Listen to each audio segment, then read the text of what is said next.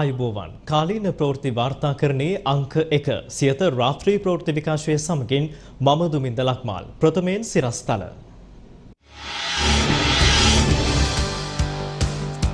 තවත් කොවිඩ් මරණ 171ක් සමස්ත මරණ 6434ක් දක්වා ඉහළට. මෙරට පැතිර යන ඩෙල්ටා වෛරසයේ තවත් විකෘති ප්‍රභේද 3ක් ඇමති චන්න පාර්ලිමේන්තුවේදී කියයි. වහාම රට වහන්න සිකුරාදා වන විට පිළිතුරු අවශ්‍යයි. දවසට PCR ලක්ෂයක් කරන්න රජයේ හෙද නිලධාරීන් සූදානම්. සමන් රත්නප්‍රිය කියයි. එන්නත අරගෙන පැත්තකට වෙන්නේ රජයේ වෛද්‍ය නිලධාරීන්ගේ සංගමය දේශපාලඥයින්ගෙන් ඉල්ලයි. ජනපති සහ එජාප නායක රනිල් අතර හමුවක්. අද රාත්‍රී 10 සිට හෙට අලුයම 4 තෙක් නිරෝධායන ඇඳිරි නීතිය දිවයින පුරා වෙළඳසැල් බොහොමයක් අයිතිකරුවන්ම වසා දමයි. ඉන්දියාවේ බූතැටියේ ශ්‍රී ලංකාවට දකුණින් පැල්ම කම්පනවලට හේතුවද? නවසීලන්තය එක් කොවිඩ් රෝගියෙකු නිසා රටම වසා දමයි. ප්‍රථමයෙන් අවධානය දේශීය පුවත් වෙත. ශ්‍රී ලංකාව තුළ ඇති ඩෙල්ටා වෛරසයේ විකෘති ප්‍රභේද 3ක් හඳුනාගෙන ඇතැයි රාජ්‍ය අමාත්‍ය මහාචාර්ය චන්න ජයසුමන මහතා අද පාර්ලිමේන්තුවේදී ප්‍රකාශ කළා. මේ අතර තවත් කොවිඩ් මරණ 171ක් පිළිබඳව අද වාර්තා වුණා. ඒ අනුව මෙරට සමස්ත කොවිඩ් මරණ සංඛ්‍යාව 6434 දක්වා ඉහළ ගොස් තිබෙනවා. කොවිඩ් වෛරසය ආසාදනය වී දිනක් තුල සිදු වූ වැඩිම කොවිඩ් මරණ අද වාර්තා වුණා. වාර්තා වූ මරණ සංඛ්‍යාව 171ක්. වයස අවුරුදු 30ට වඩා අඩු පුද්ගලයන් දෙදෙනෙක්, වයස අවුරුදු 30ත් 59ත් අතර පුද්ගලයන් 35ක්, අවුරුදු 60ට වැඩි පුද්ගලයන් 134 දෙනෙකු මිය ගොස් තිබෙනවා. ඒ අනුව මෙරට සමස්ත කොවිඩ් මරණ සංඛ්‍යාව 6434 දක්වා ඉහළ ගොස් තිබෙනවා. මෙරට පැතිර යමින් පවතින ඩෙල්ටා වෛරසයේ තවත් විකෘති ප්‍රභේද 3ක් මේ වන විට හඳුනාගෙන ඇති බව රාජ්‍ය අමාත්‍ය මහාචාර්ය චන්න ජයසුමන මහතා පවසනවා. ඒ අද පාර්ලිමේන්තුවේදී පර්යේෂකයන් මූලික වශයෙන් අනාවරණය කරගෙන තියෙනවා ලංකාවේ පැතිරෙන ඩෙල්ටා වෛරසයේ විකෘත කිහිපයක් ඇති වෙලා තියෙනවා කියලා විකෘත 3ක් පිළිබඳව මේ වෙනකොට අප දැනුවත් වෙලා තියෙනවා. SA222V, SA701S සහ SA1078යි S9 හඳුන්වන ස්පයික් මියුටේෂන්. එහෙම නැත්නම් ස්පයික් ප්‍රෝටීනය ඇතිවීම සඳහා හේතු වෙන ඒ ජානකේතයන්හි යම්කිසි වෙනසක් අපේ රටේ තියෙන ඩෙල්ටා ප්‍රභේදය තුල මේ වෙනකොට මූලික වශයෙන් අනාවරණය කරගෙන තියෙනවා. රෝගය පැතිර යාම ඉහළ වීම සඳහා එක හේතුවක් වෙන්නත් ඉඩ තියෙනවා. පවතින වසංගත තත්ත්වයේ හමුවේ එළඹෙන සිකුරාදා වන විට රජයේ රට සම්පූර්ණයෙන්ම වසා දැමීමක් සිදු නොකළහොත් සඳුදා සිට වෘත්තීය සමිති ක්‍රියාමාර්ගයකට එළඹෙන බව වෘත්තීය සමිති පවසනවා. මේ වෙලාවේ ගත යුතුම තීරණය විදිහට කියනවා විද්‍යාත්මක රටවැසීමක් කළ යුතුයි කිය. ආණ්ඩුව අඩු ගන්න මේක තේරුම් ගන්න කියලා. PCR ගන්න අමාරු නම් ලංකාවේ හෙද සේවාව රජයේ හෙදනිලධාරීන්ගේ සංගමයේදී අපි බාර ගන්නවා දවසට PCR ලක්ෂයක් අරගෙන දෙන්න. හරි ලේසියෙන් මේක කරලා දෙන්න පුළුවන්. වෛද්‍ය පරීක්ෂණ තාක්ෂණ විද්‍යාඥ සේවාව ඒක බලලා උත්තරේ දෙයි. සෞඛ්‍ය විශේෂඥයෝගේ අදහසට ඔළුව නමන්න. ලෝක සෞඛ්‍ය සංවිධානයේ අදහසට ඔළුව නමන්න. ඔළුව නමලා මේ රටේ ජනතාව බේර ගන්න. මේ සිකුරාද වෙනකොට ආණ්ඩුව මේක කරන්නේ නැත්තම් ලබන සනුදා වෙනකොට මේ රටේ රාජ්‍ය අර්ධ රාජ්‍ය සහ පෞද්ගලික අංශයේ වෘත්ති සමිති ඒකාබද්ධව විද්‍යානුකූල රටවැහිම ආරම්භ කරනවා. වහාම අපි ඉල්ලන්නේ රට විද්‍යාත්මක රටවැසීමකට ලක් කරන්න. අපි මෙහෙම කියන්නේ නිකම්ම නෙවෙයි. මේ විද්‍යාත්මක රටවැසීමක් ඇතුලේ සෞඛ්‍ය සේවාව ඇතුලේ කරන්නට තියෙන සියලු කාර්යයන් වල වගකීම, ඒ ශ්‍රමය, ඒ දායකත්වය අපි 100%ක් දරනවා කියන, ඒ මහන්සිය 100%ක් දරනවා කියන පණිවිඩය වගකීම දරන ගම. ඒ නිසා රජයට මේ වෙලාවේ තියෙන්නේ මුණණ්ඩුකම ටිකක් පැත්තකට තියලා මේ කියන්නේ මොකද්ද කියලා අහන්න. දෛනිකව ලෙඩ්ඩු 3500 4000 වාර්තා වෙනවා. හැබැයි තොරතුරු හංගල කියලා ආණ්ඩුව පිළිඅරන් තියෙනවා. දෛනිකව රෝගීන් 30 40 සමහර රෝහල් වල මැරෙනවා. 250 300 මැරලා කියලා වාර්තා වෙනවා. හැබැයි ආණ්ඩුවේ සංඛ්‍යාලයක 150 160 තියන් යනවා. මේ මැරෙන්නේ මිනිස්සුන්ගේ ජීවිත ආපහු ගන්න බෑ. සහරාන් බෝම්බ ගහලා මැරුණේ බෝම්බ 4කට මැරුණේ 300යි. අද එක දවසකට 150 මැරෙනවා. ඒ නිසා පැතිරෙන්න දීලා මැරෙන්න ඇරලා ආණ්ඩුව නිස්සබ්ද වෙන්න බෑ. දැන් හොඳටම ඇති. දරුවන්ට කොවිඩ් වෛරසය ආසාදනය වීමේ ශීඝ්‍ර වර්ධනයක් පෙන්නුම් කරන බව සසන් රෝග පිළිබඳ විශේෂඥ වෛද්‍ය චන්නද සිල්වා මහතා පවසනවා. දරුවන්ගේ කොවිඩ් නියුමෝනියා නියුමෝනියා ඇති වෙන ඉතාම කලාතුරකින් සාමාන්‍යයෙන් 1%ක් 2% අතර ප්‍රමාණයක් තමයි COVID-19 රෝගී තත්ත්වය සහිත දරුවන්ට මේ තත්ත්වය ඇති වෙන්න පුළුවන්. එම නිසා ඔවුන්ගේ යම්කිසි හුස්ම ගැනීම අපහසුතාවයක් යම්කිසි ක්‍රියාකාරකමක් හෝ සිදු කරනවට ඔවුන්ට වෙනදා නැති හුස්ම ගැනීම අස්වසන අපහසුතාවක් හෝ ඔබ නිවසේ ශරීරයේ ඔක්සිජන් මට්ටම පරීක්ෂා කිරීමේ උපකරණයක් පල්ස් ඔක්සිමීටර් කියන උපකරණය තිබේ නම් ඒ පාඨාංකය සැචුරේෂන් කියන පාඨාංකය 96ට වඩා අඩු නම් ඉතාම ඉක්මනින් වෛද්‍ය ප්‍රතිකාර සඳහා යොමු වීම ඉතාම අවශ්‍යයි. සෞඛ්‍ය සේවකයන් සඳහා වහාම කොවිඩ් මර්ධන එන්නතේ 3 වන මාත්‍රාවක් ලබා දෙන ලෙස රජයේ වෛද්‍ය නිලධාරීන්ගේ සංගමය රජයෙන් ඉල්ලා සිටිනවා. එන්නත අරගෙන දේශපාලඥයින්ට පැත්තකට වී සිටින ලෙසද රජයේ වෛද්‍ය නිලධාරීන්ගේ සංගමය අද මතක් කළා. එසේම කොවිඩ් දත්ත සැඟවීම වහා නතර කළ යුතු බවයි එම සංගමය පෙන්වා දෙන්නේ. අපි අවදානන අවධියේ 4 වෙනි මට්ටමට ඇවිල්ලා තියෙනවා. ඒක කවුරු නැහැ කිව්වත් තියෙන ප්‍රතිඵල අනුව ඒක කරලා තියෙන වර්ගීකරණයට අයිති වෙන නිර්ණායක අනුව අපි එතෙන්ට ඇවිල්ලා තියෙනවා. ඒ නිවැරදි දත්ත ටික එළියට දෙනවා නම් නිවැරදි දත්ත ප්‍රකාශ කරන එක සම්පූර්ණ වගකීම වසංගත රෝගාංශයේ. ඒවැන් රට දැනුවත් කරලා හරි අවදාන රටට කියලා මෙන්න මේ ටික අපි මේ වෙලාවේ කළ යුතුයි කියන එක තදින් ක්‍රියාත්මක කරන තත්වයක් ඇති කළ යුතුමයි. මේ වෙන විට අපිට පේන කතාව තමයි වෛද්‍යවරුන්ට වඩා හොඳට තේරෙනවා කොවිඩ් පාලනය කරන්න දේශපාලඥයන්ට. කොවිඩ් ලෙඩ්ඩුන්ට දෙන්න ඕනි ප්‍රතිකාර ක්‍රමයේ සිට මේක පාලනය කරන්න ඕනි වැඩ ටික මොනවද කියන එකත් දේශපාලඥයන්ට තේරෙන තත්වයකට පත් වෙලා තියෙනවා. ඒක ඊටාත්ම අභාග්‍ය සම්පන්න කාරණාවක්. මොකද දේශපාලඥයෝ කොවිඩ් මර්ධනය කරන්න පටන් ගත්තොත් කොවිඩ් වලට කරින් මිනිස්සු ටික ඉවර වෙන්න ඉඩ තියෙනවා. දේශපාලඥයෝ එන්නත ගහගෙන අපි කියන දේ අහලා පැත්තකටලා ඉන්නවා නම් අපිට ඒක ලොකු දෙයක්. ඊටු ටික අපි බලා ගන්නවා. රජයේ වෛද්‍ය නිලධාරීන්ගේ සංගමයේ විදිහට අපි මේ සෞඛ්‍ය සේවකයන්ට මේ රෝගයේ වැළඳීම වැඩි වීමේ ප්‍රවණතාවය මත දැනට මාස 5කට ආසන්න ප්‍රමාණයක් ගත වෙලා තියෙනවා දෙවෙනි මාත්‍රාවෙන් පස්සේ. මතයක් තියෙනවා මාස 5කට පස්සේ සමහර රටවල් මේ වෙනුවට තෙවැනි මාත්‍රාවක් ලබා දෙමින් පවතිනවා. ඉතින් ඒක නිසා තමයි අපි සංගමයක් විදිහට කිව්වේ තාක්ෂණික කමිටුවක් දාලා ලෝකයේ තත්ත්වයක් තාක්ෂණික පැත්තත් කියන දෙකම අධ්‍යයනය කළා සෞඛ්‍ය සේවකයන්ට දීමට සුදුසු නම් ඒක ලබා දෙන්න කියන එක තමයි අපි ඉල්ලුවේ. ඊයේ රාත්‍රී 10 සිට අලුයම 4 දක්වා නිරෝධායන ඇඳරි නීතිය දිවයින පුරා ක්‍රියාත්මක කෙරුණා. ඒ අනුව මාර්ග බාධක අසල දැඩි පොලිස් ආරක්ෂාවක්ද යොදා තිබුණා. මේ අතර අද රාත්‍රී 10 සිට හෙට අලුයම 4 දක්වා යලි නිරෝධායන ඇඳරි නීතිය පැනවීමට නියමිතයි. පවතින කොවිඩ් තත්ත්වයේ සැලකිල්ලටගෙන දිවයිනේ ප්‍රදේශ රැසක වෙළඳසැල් වසා දැමීමට වෙළඳ සංගම් තීරණය කර තිබෙනවා. ඊයේ රාත්‍රී 10 සිට අද අලුයම 4 දක්වා පනවා තිබූ නිරෝධායන ඇඳරි නීතිය කඩකළ පුද්ගලයන් 277ක් පොලිසිය අත්අඩංගුවට ගෙන තිබෙනවා. බස්නාහිර පළාතට ඇතුළු වන සහ පිටවන ස්ථාන 12ක මාර්ග බාධක ස්ථාපිත කර තිබෙනවා. එහිදී සිදු කළ පරීක්ෂා කිරීම්වලදී පුද්ගලයන් සහ වාහන ආපසු හරවා යැවීමට පොලිසිය පියවර ගත්තා. කොළඹ බොහෝ ප්‍රදේශවල ප්‍රධාන මාර්ග ඉතා පාළු ස්වභාවයක් ගෙන තිබුණා. ඇතැම් මාර්ගවල රාත්‍රී 10න් පසුවද රථ වාහන ගමනාගමනය සිදුවන ආකාරය දක්නට ලැබුණා.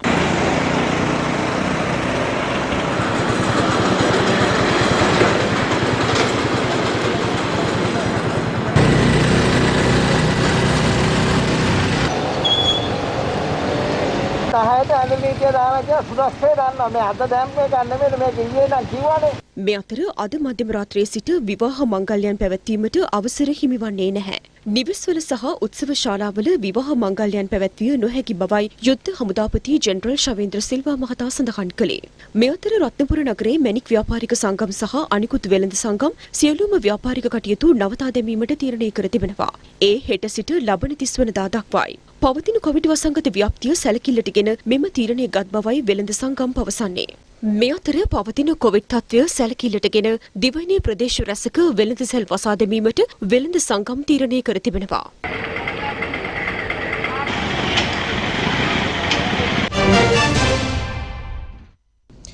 ජනාධිපති ගෝඨාභය රාජපක්ෂ මහතා සහ එක්සත් ජාතික පක්ෂ නායක රනිල් වික්‍රමසිංහ මහතා අතර හමුවක් අද පැවැත්වුණා. එහිදී පවතින වසංගත තත්ත්වය පිළිබඳව සාකච්ඡා කර තිබෙනවා. ජනාධිපති ගෝඨාභය රාජපක්ෂ මහතා හා එක්සත් ජාතික පක්ෂ නායක පාර්ලිමේන්තු මන්ත්‍රී රනිල් වික්‍රමසිංහ මහතා අතර හමුවක් අද සිදුව තිබෙනවා. ඒ ජනාධිපති ලේකම් කාර්යාලයේදී ශ්‍රී ලංකාවේ පවතින කොවිඩ් වසංගත තත්ත්වය පිළිබඳව මෙහිදී සාකච්ඡා වී තිබෙනවා. එහිදී වසංගතයේ පිටුදැකීම සඳහා එක්සත් ජාතික පක්ෂය ඉදිරිපත් කළ යෝජනා මාලාව සම්බන්ධයෙන්ද රනිල් වික්‍රමසිංහ මහතා ජනාධිපතිවරයාට පවසා ඇති බවයි වාර්තා වන්නේ. එසේම රනිල් වික්‍රමසිංහ මහතා ජනාධිපතිවරයාගෙන් ඉල්ලා ඇත්තේ ප්‍රධාන තීන්දුව తీරන ගැනීමේදී පක්ෂ නායකින් දැනුවත් කරන ලෙසයි. එක් රෝගියෙකු වාර්තා වීම නිසා අද නවසීලන්තය වසා දැමුවා. අගමැතිනි ජසින්ඩා අර්ඩන් පවසන්නේ ලෝකයේ අනෙකුත් රටවල් වල භයානකකම දුටු තමා මේ තීරණය ගත් බවයි. කොවිඩ් වසංගතයෙන් දැඩි බලපෑමකට ලක්ව සිටින ඉන්දුනීසියාව අද 176 වන නිදහස් දිනය සමරනවා. කෙසේ වෙතත් මෙවර ඉන්දුනීසියානුවන්ට නිදහස් දිනය සැමරීමට සිදුව ඇත්තේ දැඩි සෞඛ්‍ය නීති රීතිවලට අනුගත වෙමින්. මේ වන විටත් ඉන්දුනීසියාවෙන් වාර්තා වී ඇති කොවිඩ් මරණ සංඛ්‍යාවද 1,18,800 සීමාව ඉක්මවා ගොස් තිබෙනවා. කොවිඩ් වසංගතයෙන් දැඩි ලෙස පීඩාවට පත්ව සිටින ඉන්දුනීසියාව අද 176 වන නිදහස් දිනය සමරනවා. වර්ණවත් සැරසිලි සහ බොහෝ ජාතික ක්‍රීඩාවන්ද ඉන්දුනීසියානු නිදහස් දිනය වර්ණවත් කරනවා. ප්‍රීතිഘോഷා නගමින් සිය නිදහස් දිනය සැමරීමට වෙනදා ඉන්දුනීසියානුවන් එක්වුවද මෙවර එවැනි සැමරුමකට අවකාශයක් නැහැ. ඒ ගෝලීය කොවිඩ් වසංගතයේ බලපෑමෙන් ඉන්දුනීසියාව දැඩි ලෙස පීඩාවට පත්ව තිබීම හේතුවෙන් නිදහස් දිනය වෙනුවෙන් පැවැත්වෙන විවිධ සැනකෙළි වෙනුවට මෙවර පැවැත්වෙන්නේ නිල රාජ්‍ය උත්සවය පමණයි. ඉන්දුනීසියානු නිදහස් සැමරුම පිළිබඳව මේ වාර්තාව ගෙන එන්නේ සියත අප ජාත්‍යන්තර වාර්තාකාරිණී කෝසලා මාධවී හෙට්ටිආරච්චි. ඉන්දුනීසියාවේ 76 වන නිදහස් සැමරුම අදයි. හරි උලං තහුන් කොමාර්ඩකාන් රිපබ්ලික් ඉන්දුනීසියා ලෙස හඳුන්වන නිදහස් දිනය මෙරටේ ඉතා ඉහළින් සමරන ජාතික උත්සවයක්. නිදහස් දිනය සැමරීම උදෙසා වර්ණවත් සැරසිලි සමගින් නොයෙකුත් ජාතික ක්‍රීඩා එක් වූ උත්සව රට පුරා සංවිධානය වීම ඉතා සුලභයි. මෙදින ඉන්දුනීසියානුවන් සියලු දෙනා එකට එකතු වී ප්‍රීතිഘോഷා නගමින් ඉතා සතුටින් සැහැල්ලුවෙන් මෙම සැමරීම කරනු ලබනවා. නමුත් මෙවර එම සැමරීම නිල රාජ්‍ය උත්සවයට පමණක් සීමා කිරීමට රජයට සිදු වී තිබෙනවා. පැතිරියන ඩෙල්ටා වෛරසය පාලනය කිරීමට රජය පනවා ඇති සීමාවන් මීට හේතුවයි. මෙම තත්ත්වය යටතේ වුවත් Tamanගේ නිවෙස් ඉතා අලංකාරවත් ලෙස සරසමින් නිවෙස් තුළ හිඳමින් මෙම සතුට සැමරීමට මෙරට වැසියන් උනන්දු වී ඇති ආකාරය දැක ගන්නට ලැබීම විශේෂයි. අද වන විට සමස්ත මරණ සංඛ්‍යාව 1,18,833ක්. පසුගිය දින 3 තුළ සිදු වූ දෛනික මරණ අනුපාතය 1,245ක්. ගෙවී ගිය දින 7 තුළ දෛනික මරණ අනුපාතය 1,499ක්. මෙම මාසයේ ආරම්භයත් සමග මේ දක්වා දෛනික මරණ සංඛ්‍යාවේ පැහැදිලි අඩුවීමක් දැක ගන්නට ලැබෙනවා. මේ අතර දෛනික ආසාදිතයන්ගේ ගණනත් 20,000කට වඩා අඩු වගයක් සටහන් වනවා. මෙම සංඛ්‍යාමය අඩුවීමත් සමග පනවා ඇති සංචරණ සීමාවන් රජය විසින් පියවරෙන් පියවර ක්‍රමානුකූලව ලිහිල් කිරීම ආරම්භ කර තිබෙනවා. එක්සත් ජනපදයේ කොවිඩ් අවදානමද දිනෙන් දින ඉහළ යමින් පවතිනවා. එරට රෝගපාලන සහ වැළැක්වීමේ මධ්‍යස්ථානය දැඩි අවදානම් ගමනාන්ත 4ක් ඊයේ නම් කරනු ලැබුවා. කැරිබියානු දූපත් ජර්සි, මොන්ටෙනෙග්‍රෝ සහ තුර්කිය ඊට අයත්. සංචාරයේ නියැලෙන්නන් සඳහායි මෙම අවදානම් නිවේදන නිකුත් කර ඇත්තේ. එරට බලධාරීන් වැඩිදුරටත් අවධාරණය කරන්නේ සියලුම සංචාරකීන් අනිවාර්යෙන්ම සංචාරයට පෙර පූර්ණ එන්නත්කරණයට ලක්විය යුතු බවයි. එසේම තුර්කියේ ඩෙල්ටා ප්‍රභේදය සීඝ්‍රයෙන් ව්‍යාප්ත වෙමින් පවතිනවා. තුර්කියට යාමට එරෙහිව එක්සත් ජනපදයේ රෝගපාලන සහ වැළැක්වීමේ මධ්‍යස්ථානය අනතුරු අඟවා තිබෙනවා. මේ අතර ඕස්ට්‍රේලියාවේ ලොක්ඩවුන් ක්‍රමය තවදුරටත් ක්‍රියාත්මක වෙමින් පවතිනවා. මේ හේතුවෙන් තම දරුවන්ගේ යහපැවැත්මට ඇතිවන බලපෑම පිළිබඳව මිනිසුන්ගෙන් 65%ක්ම කනස්සල්ලට පත්වන බව සමීක්ෂණ වලින් හෙළි වී ඇතැයි විදෙස් මාධ්‍ය වාර්තා කරනවා. එක් රෝගියෙකු වාර්තා වීම නිසා නවසීලන්තය දින 3කට අගුළු දමා තිබෙනවා.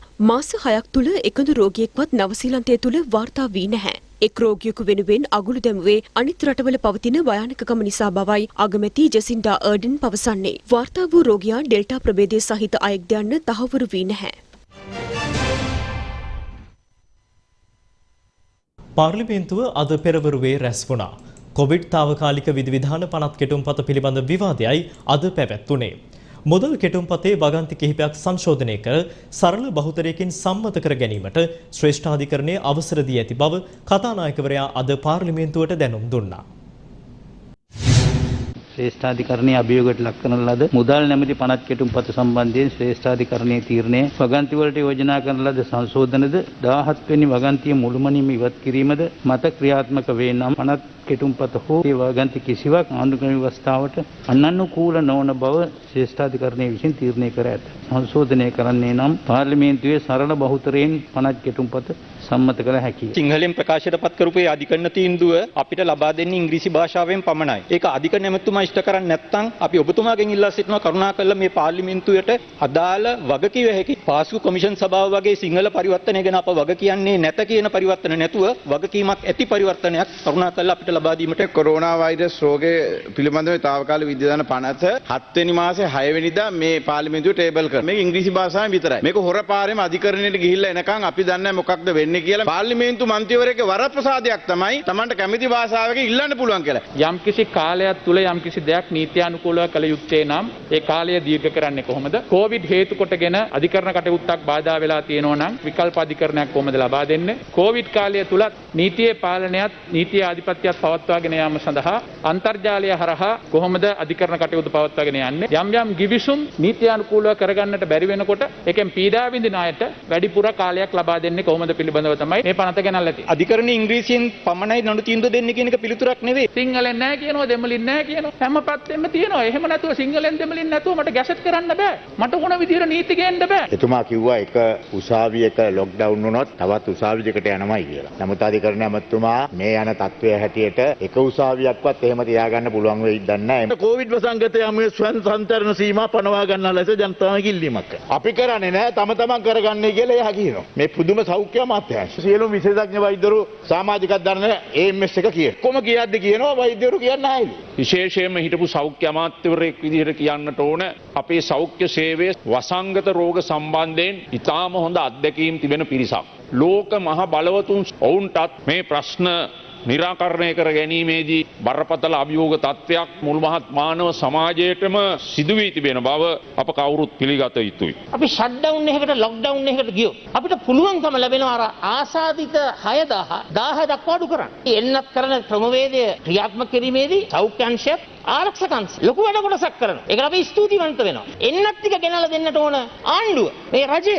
මගේ අතේ තියෙනවා මේ පල්ස් ඔක්සිමීටර් එක. දැන් මේකෙන් තමයි ඔක්සිජන් ප්‍රමාණය දැනගන්නේ. ආසාදිත පුද්ගලයාව ගෙදර තියෙනවා නම් මේක ලබා දෙන්නට ඕන. අද ටොසිලිසුමාබ් බරපතල හිඟයක් තියෙනවා අපේ රටේ. ටොසිලිසුමාබ් නෑ. ටොසි කියන ඖෂධය එහෙම හැමෝටම COVID-19 රෝගීන්ට දෙන එකක් නෙවෙයි. ලෙඩ්ඩු 100කට එක්කෙනෙක්ට වගේ තමයි දෙන්න වෙන්නේ. හැමෝම අහනවා ටොසි කෝ කියලා. මං කෝ සජිත් ප්‍රේමදාස මහත්තයා දන්නේ නැතුව වැරදිලා මේක කියලා තියෙන්නේ. දැන් එකපාරක් ප්ලැකනිල් ගැන කිව්වා, ටොසි ගැන කියලා කිව්වා. තුන්වෙනි එකක් නම් අනේ කියන්න දෙන්න එපා කිරියල්ල මැතිතුමනි. අඳුරට පළාත්වල දෙවෙනි එන්නට දෙන්නේ කවදාද? දවස් 90 ගෙවෙන්න ඉස්සෙල්ලා 50000ටම අපි අනිවාර්යයෙන්ම එන්නත් මාත්‍රාව ලබා දෙනවා. ඉන්දියානු භූතැටියේ ශ්‍රී ලංකාවට දකුණින් සාගර පතුලේ පැල්මක් ඇතිවෙමින් පවතින බව මීට වසර 17කට පෙර ආචාර්ය W.N. විල්සන් මහතා ප්‍රකාශ කර තිබෙනවා. ඉන්දියානු තැටිය ඉන්දු ඕස්ට්‍රේලියානු තැටිය හෙවත් භූතලය හා සම්බන්ධයි. ඊයේ රාත්‍රියේ කොළඹට දැනුණු භූකම්පනයට හේතුව ශ්‍රී ලංකාව පිහිටා ඇති ඉන්දියානු තැටියේ ක්‍රියාකාරීත්වයක්ද යන්න සොයා බැලිය යුතු බවයි අපගේ විශ්වාසය. පෙර සූදානම රටකට ඉතා අත්‍යවශ්‍ය බව කොරෝනා වසංගතයේද අපට පසක් කර අවසන්.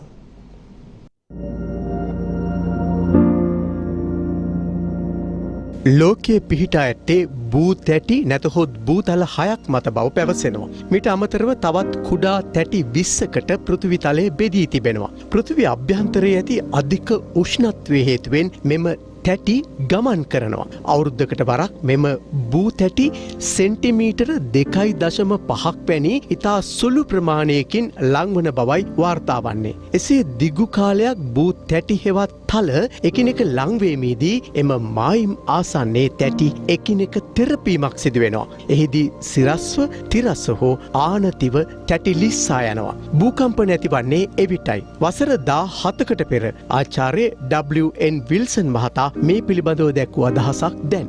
මේ තැටි ලං වෙනකොට එතන ඇති වෙන පීඩනය වැඩි වීමෙන් ඒ තැටි ආසන්න ඉහළ සහ පහළ ද්‍රව්‍යයන් ඉතාමත් තදින් උණුසුම් වෙනවා. ඉන්දියානු තැටිය ලංකාවට දකුණෙන් සාගර පතුලේ කිසියම් පැල්මක් සිදු වෙමින් පවතිනවා කියලා. තැටි මායිම් වල ක්‍රියාකාරීත්වයේ යම්කිසි වෙනසක් වැඩිවීමක් වෙන බව මේකෙන් ඇඟෙනවා. හැබැයි එයින් අදහස් වෙන්නේ සදා හැම අවුරුද්දෙම හැම මාසෙම අපිට භූමිකම්පාවක බලපෑමක් ලැබෙනවා කියලා.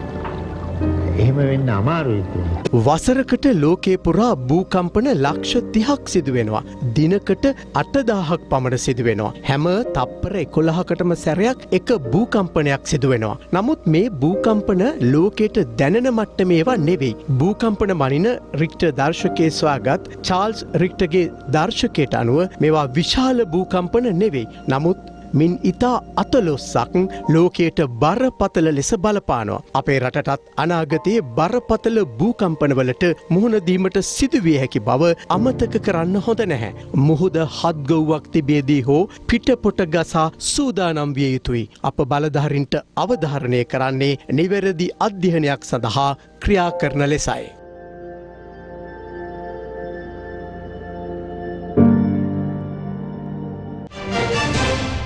මහනුවර ඇසල පෙරහර මංගල්‍යයේ අවසන් සහ පස්වන කුඹල් පෙරහර අද වීදි සංචාරය කළා.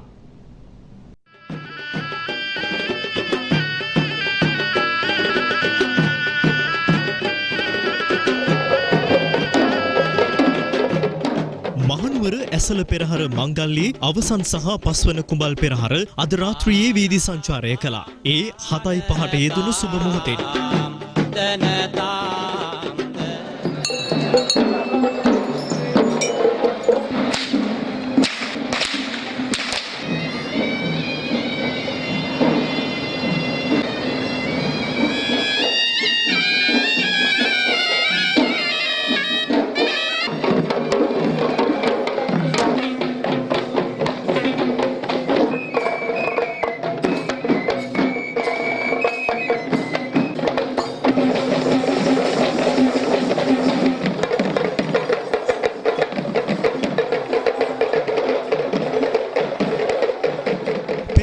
දළදා වීදිය, යටිනුවර වීදිය, රජ වීදිය ඔස්සේ ඉහළට ගෙවැදීම සිදු වුණා. පෙරහර කරඬුව වැඩම කරවනු ලැබුවේ නැදුම් ගමුවේ රාජා හස්තිරාජයා විසින්. දෑල ඇතුන් ලෙස කතරගම මහදේවාලයේ වාසනා හස්තියා සහ දළදා මාලිගාවේ ඇත්පන්තියේ ඉන්දිරාජා හස්තියා ගමන් කළා. සතර මහා දේවාලයන් නියෝජනය කරමින් අද පෙරහැරේ ගමන් කළේ පත්තිනි දේවාලයේ බස්නායක නිලමේ හේමන්ත බණ්ඩාර නිලමෙතුමායි.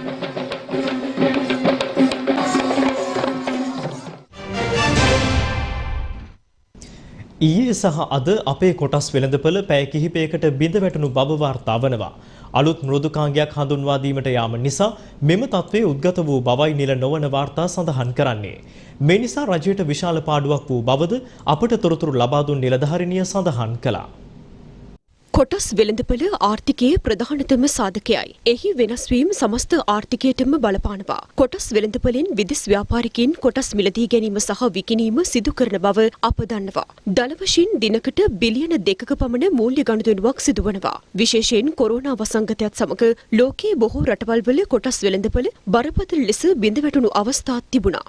එවන් පරිසරයක අපේ කොටස් වෙළඳපොළ පැවැත්ම යහපත් මට්ටමක පැවතීමද අගය කළ යුතුයි. කොටස් වෙළඳපොළ තවත් පහසු කිරීම වැඩි දියුණු කිරීම සඳහා නව මෘදුකාංගයක් හඳුන්වා දීමට උත්සාහ කර තිබෙනවා. මෙම මෘදුකාංගය DVP හෙවත් Delivery Version Payment ලෙස හඳුන්වනවා. වසර කිහිපයක අත්හදා බැලීම් වලින් පසුවයි මෙය ක්‍රියාත්මක කිරීමට තීරණය කර ඇත්තේ. නමුත් ඊයේ සහ අද පැය කිහිපයක් මෙය බිඳ වැටුණු බව වාර්තා වනවා.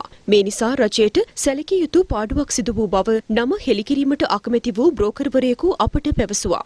මේ සඳහා කොළඹ කොටස් වෙළඳපොළ සහ ආරක්ෂක විනිමය කොමිෂන් සභාව වහාම සිය අවධානය යොමු කළ යුතු බව කොටස් වෙළඳපොළ තැරවකරුවන් පවසනවා. බස්නාහිර පළාත් හිටපු ආණ්ඩුකාර අසාද් සාලි මහතා රෝහල්ගතව සිටියදීම ලබන 31 වෙනිදා දක්වා රක්ෂිත බන්ධනාගාර ගත කරන ලෙස කොළඹ ප්‍රධාන මහේස්ත්‍රාත් නියෝග කර තිබෙනවා.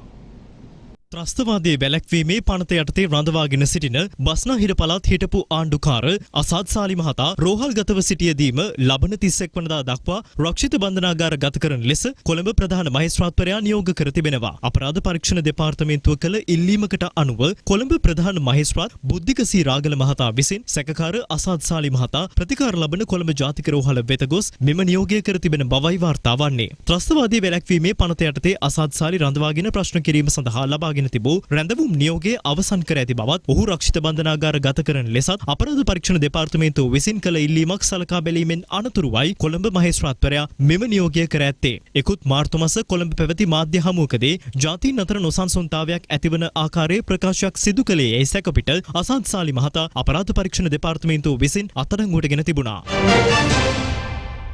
රාත්‍රී ප්‍රවෘත්ති විකාශය අවසන්. තවත් තොරතුරු සඳහා පිවිසෙන්න www.siyathanews.lk අපගේ වෙබ් අඩවිය වෙත. නැවත හමුවෙමු හෙට උදෑසන 6ට. ඔබට සුබ රාත්‍රියක්.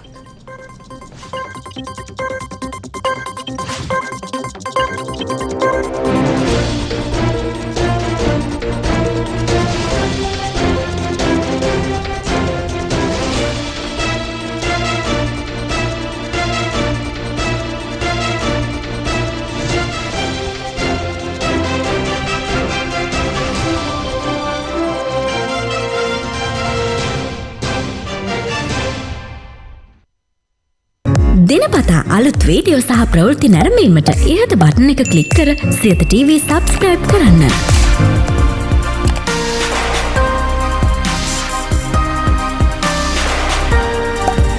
අලුත් වීඩියෝ ගැන මුලින්ම දැනගන්න මෙම සීනුව ක්ලික් කරන්න.